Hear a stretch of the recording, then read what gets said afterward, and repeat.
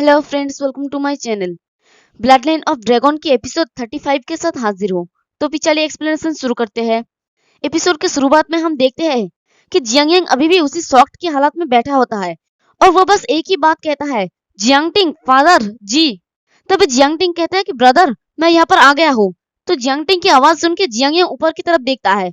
तो जियांग टिंग मुस्कुरा के कहता है कि ब्रदर थोड़ा देर से ही सही, लेकिन मैंने अपना प्रॉमिस नहीं तोड़ा। ये आशा की किरण है कि मैंने अंकल को बचा लिया है, और जो अनएक्सपेक्टेड है वो ये है कि मैं जी को भी बचा सकता हूँ, जो अभी तक नहीं मरी है, और अंकल अभी तक जिंदा है, इसलिए जी बहुत जल्दी ही ठीक हो जाएगी। तो जियांग यांग उस तरफ देखता है जहाँ पर जियांग लियांग उसका फादर और बाही बैठा होता है।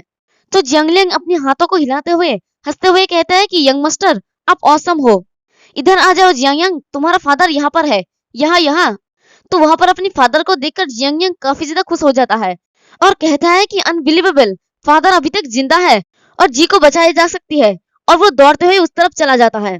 तो उसे देखकर जियांग बाओ कहता है कि आखिरकार ये सब खत्म हो ही गया, और ग्रेट डॉक्टर से ट्रीटमेंट लेने के बाद जी में कोई और सीरियस बात नहीं है, लेकिन पूरी तरह से रिकवर होने के लिए उसे अभी भी आपके अंकल की हेल्प की जरूरत है। तो जियांग टिंग कहता है कि लेकिन अभी भी अपनी गार्ड डाउन मत करो, वहां अभी भी लोग हमें रोक रहे होंगे, यानी प्रिजन के एरिया से बाहर। हिवन प्रिजन एक स्टे प्लेस पर लोकेटेड है। यहाँ सिर्फ एक लटकी हुई ब्रिज जो बाहर से जुड़ा हुआ है। सेफली तरीके से बाहर जाने के लिए हमें ये श्योर करना पड़ेगा कि इस ब्रिज से गुजरना सेफ है या नहीं। और यही वजह है कि जियांग यांग को मेरे पास आना पड़ा। वो रोतन के साथ फिटेड है जो ब्रिज को टेस्ट कर सकता है, यानी उसके पास वुड एलिमेंट का पावर है। इसलिए इसके अलावा वही एक पर्सन है जिस पर मैं अपने अंकल की केयर करने के लिए भरोसा कर सकता हूँ, और इन सभी का ध्यान उस ब्रिज की तरफ ही होता है। तभी जियांग यांग चिल्ला के कहता है कि हे अपने पीछे देखो। तो जियांग यांग की आवाज सुन के जियांग टिंग और जियांग बाओ दोनों ही उसकी तरफ देखता है। तो देखते हैं कि जियांग लियांग के पीछे एक गार्ड उसके ऊपर अटैक करने के लिए आ रहा होता है। तो वो अपनी स्वॉर्ड निकल के जियांग लियांग के ऊपर एक स्ट्राइक लगा देता है। तो ये देख के वो सभी हैरान हो जाता है, क्योंकि उन्हीं की फैमिली के एक गार्ड ने उसके ऊपर अटैक किया।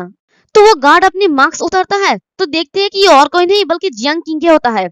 और वो जियांग कायू की गर्दन पे अपने स्वॉर्ड को रख के हंसते हुए कहता है कि जियांग टिंग तुम लोगों को खरीदने में अपने चालाक फादर के जितना ही अच्छे हो, लेकिन मैं तुम पर कभी भी विश्वास नहीं करूंगा। और जियांग यांग उस तरफ दौड़ते हुए चिल्ला के कहता है कि फादर जियांग किंग अब मेरे फादर को जाने दो। तो जियांग टिंग और जियांग बाओ वो दोनों भी उस तरफ आने लगता है। तो जियांग किंग को देखकर जियांग टिंग अपने मन में कहता है कि जियांग किंग चुपचाप यहाँ पर आ गया, वो आर्म टीम में छुप गया, और यहाँ तक कि जियांग सू को भी इसकी भनक तक नहीं लगी। वो हर टाइम इस अपॉर्चुनिटी का वेट कर रहा था जब हर कोई अपना गार्ड लूज कर दे। जियांग किंग का ट्रिक्स बहुत ही खतरनाक है, इसमें कोई हैरानी की बात नहीं है कि वो मास्टर बनने के लिए हर तरह से कोशिश कर सकता है।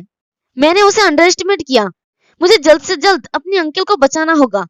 यहाँ पर एक चीज नोटिस करना कि जियांग टिंग का एक्सप्रेशन बहुत ज्यादा शांत होता है, और ऐसा किस लिए ये आप लोगों को आगे जाके पता चलेगा।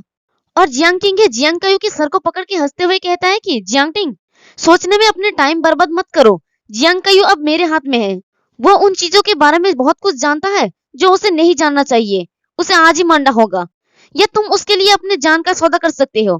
तो जियांग टिंग गुस्से में कहता है कि जियांग किंग मैं तुम्हें वार्न करता हूँ, अपना हथियार नीचे डाल दो।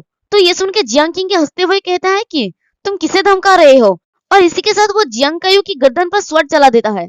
तो ये देख के जियांग यांग चिल्ला के कहता है कि फादर, और उसका फादर नीचे गिर जाता है। और वो जियांग टिंग की तरफ देख के अपने मन में कहता है कि जियांग टिंग अपना प्रॉमिस मत भूलना। और जियांग टिंग भी उनकी तरफ देख के अपने मन में कहता है कि चिंता मत करना, मैं आपको ऐसे ही मरने नहीं दूंगा।